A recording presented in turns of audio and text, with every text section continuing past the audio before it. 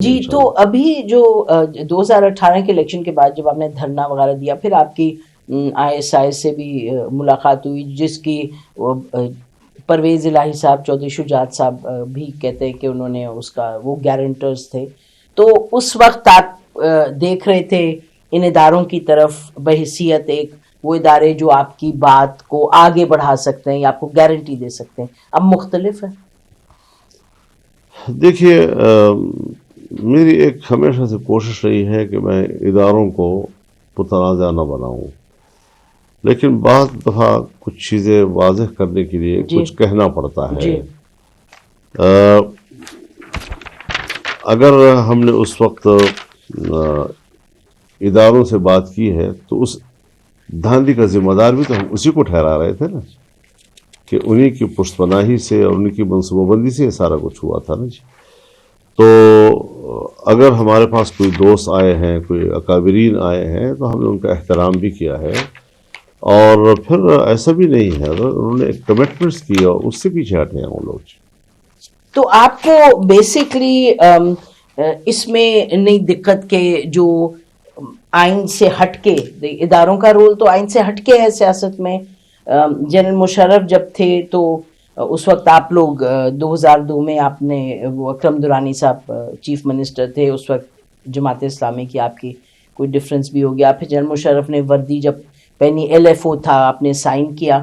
تو ہم کیا سمجھیں کہ پہلے آپ کو لگتا تھا کہ جو غیر آئینی چیز ہے جس میں آرٹیکل 6 آ جاتا ہے، اس وقت آپ فرماتے تھے کہ وہ ٹھیک ہے، آپ کو لگتا تھا ٹھیک ہے، اور اب آپ کو لگتا ہے غلط ہے.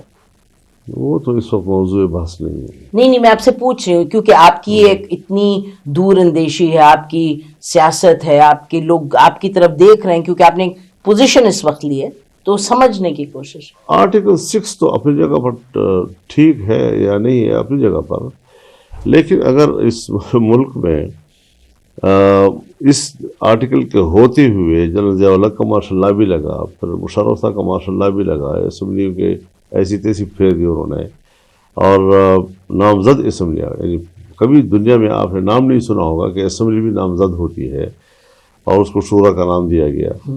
تو یہ ساری چیزیں ہم نے دیکھا تو وہ ایک غیر مؤثر قسم کا دفعہ ہے.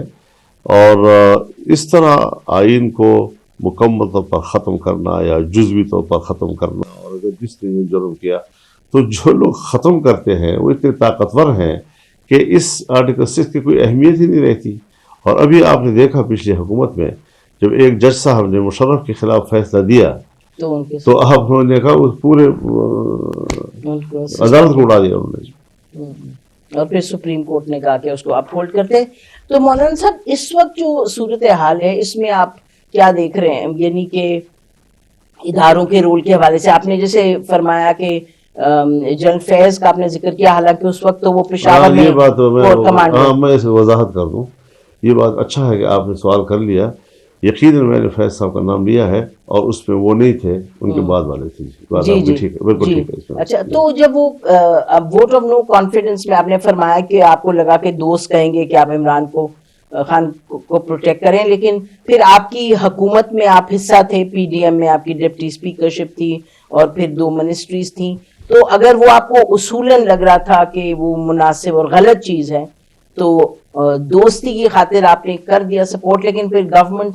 دیکھیے، ملک میں کچھ چیزیں ایسی ہوتی ہیں کہ سیاسی طور پر جو چیز پروان چڑھ جاتی ہے، پھر ایک دم اس پوری عمارت کو گرانے سے اور بہت سی پیچیدیاں ایسی پیدا ہوتی ہیں کہ پھر ملک بھی اس کا متحمل نہیں ہوتا. جی اب چونکہ PDM تھا تو PDM اور PDM سے باہر کی جماعتیں جب سب دوستوں نے ایک راستہ متعین کر لیا تو اس میں ہماری اپنی رائے تھی کہ اگر آج میں اس اپنی رائے کا اظہار کروں تو یہ آپ اس کو کاؤنٹر کریں گے اپنے اسی سوال سے. لیکن ہم نے اپنے دوستوں کے لیے یقیناً اس وقت اپنی رائے چھوڑی تھی اور رائے ہم نے دیانتدارانہ پر دی تھی. اب یہ تاریخ کو حوالے کیا جاتے بعض چیزیں کہ پھر وہ جو ہماری رائے تھی وہ تاریخ اس کو صحیح کہتی ہے، یا جو ہم نے دوسروں کے ساتھ دیا تھا ان کی رائے کو. اور پھر حکومت میں بھی آئے. تو اس وقت جو صورتحال ہے، اس وقت کی صورتحال آپ نے بھی فرمایا، بڑی اہم بات آپ نے کہا، کبھی معاملات آگے بڑھ جاتے ہیں تو بات کافی نہیں ہوتی. تو اسی طریقے سے اگر ہم ابھی دیکھیں کیا ہو رہا ہے کہ ایک طرف تو حکومت بننے جا رہی ہے، وہ تو لگ رہا ہے بننے جا رہی ہے. تو مولانا صاحب 2018 کے پی ڈی ایم والی ووٹ آف نو کانفیڈنس کے بعد جو حکومت بنی اور جو اب بننے جا رہی ہے, اب آپ کو کیسے لگتا ہے کہ یہ آپ پوزیشن اگر آپ لے رہے ہیں کہ ہم میدان میں نکل آئیں گے, تو اس وقت کیسے فرق ہے ابھی اگر ہم کہیں کہ یہ تو حکومت بنا کے اپنی حکومت چلائیں گے؟ حکومت کوئی بناتا ہے تو لاکھ دفعہ بنائے, چلاتا ہے تو لاکھ دفعہ چلائے. ہم نے جو فیصلہ کیا ہے ہم نے اسی کی پیروی کرنی ہے. یہ اٹل فیصلہ فیصلہ کہ آپ بلوچستان میں حکومت نہیں بنائیں گے. آپ کو ایک بلوچستان کیوں نظر آ رہا ہے؟ نہیں, کیونکہ وہاں آپ کی اتنی نہیں ہے ہماری اکثریت, وہاں پر ہماری کوئی ایسی تعداد نہیں ہے کہ جسے ہم حکومت بنا سکے. تو خالد بلوچستان کو ٹارگٹ کرنے کا کیا مقصد؟ نہیں ٹارگٹ نہیں. ہم نے جو بھی کرنا ہوگا, ہم ابھی تک ایک اصولی بات کہہ چکے ہیں کہ ہمارا پارلیمانی کردار ہوگا, کیونکہ ہم پارلیمانی کردار سے ہٹنے کا دستوری طور پر اختیار نہیں رکھتے. نہ میں بطور پارٹی کے امیر کے اختیار رکھتا ہوں, نہ میری مجلس عاملہ اختیار رکھتی ہے, نہ میری مجلس شورا اختیار رکھتی ہے. یہ فیصلہ جنرل کونسل کو لینا پڑتا ہے. تو اب جس وقت جنرل کونسل بیٹھے گی اور اس کے سامنے سفارش آئے گی تو وہ فیصلہ پھر انہوں نے کرنا ہے کہ وہ ہمیں پارلیمنٹ سے جانے کو, رخصت ہو جانے کو کہتے ہیں تو ہم سب چھوڑ دیں گے, تو پھر ہم اس کے مطابق چلیں گے.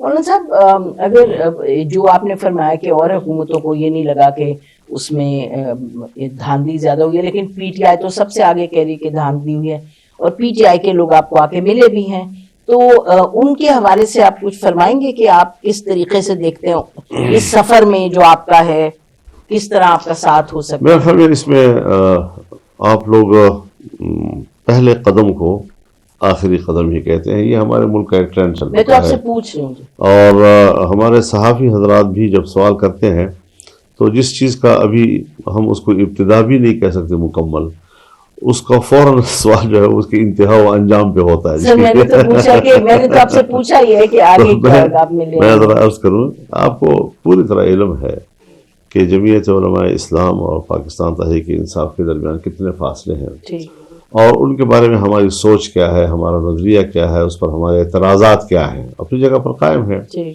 اب اگر ان کا ایک وفد ہمارے گھر میں آتا ہے تو وہ پہلی دفعہ تو نہیں ہے, اس سے پہلے بھی آئے تھے. بالکل آئے. اور میں یہ بھی بتا دوں کہ آپ کو پتہ ہے سوشل میڈیا ہے, ورکرز ہیں, نیچے لیول تک کارکن ہیں, اور کوئی کسی کے اوپر روک ٹوک نہیں ہے. وہ سوشل میڈیا پر جو کمنٹس دے دے, جو تبصرہ کر لے, اس کا تو کوئی انتہا نہیں ہے جی. لیکن ہم نے اس وقت بھی اپنے کارکنوں کو سختی سے روکا تھا کہ اگر میرے گھر میں کوئی مہمان آتا ہے تو وہ آپ سب کا مہمان ہے, اور مہمان گھر سے چلا جائے تو اس کے پیچھے برا بولنا, غلط بولنا یہ شرعاً حرام ہے, ناجائز ہے کہ آدمی مہمان چلا جائے اور آپ اس کی غیبت شروع کر دیجیے. تو ہم نے کہا کہ کوئی اس قسم کا منفی کمنٹ نہ دیں, آج بھی اور کل بھی ہم یہی کہتے تھے. اور اگر ایسی کچھ ہوا بھی ہو تو میں نہیں سمجھوں گا کہ پھر وہ اچھا ہوا ہے, چاہے جس لیول پر بھی ہو. تو لوگ آتے ہیں, ہم بھی کب کسی کے پاس جائیں گے, کوئی ہمارے پاس آئے گا, ہم ایک دوسرے کی عزت بھی کریں گے, اور یہی تو بچا ہے ہمارے ملک میں کہ ہم ایک دوسرے کے پاس جائیں, دوسرے کو عزت کریں جی.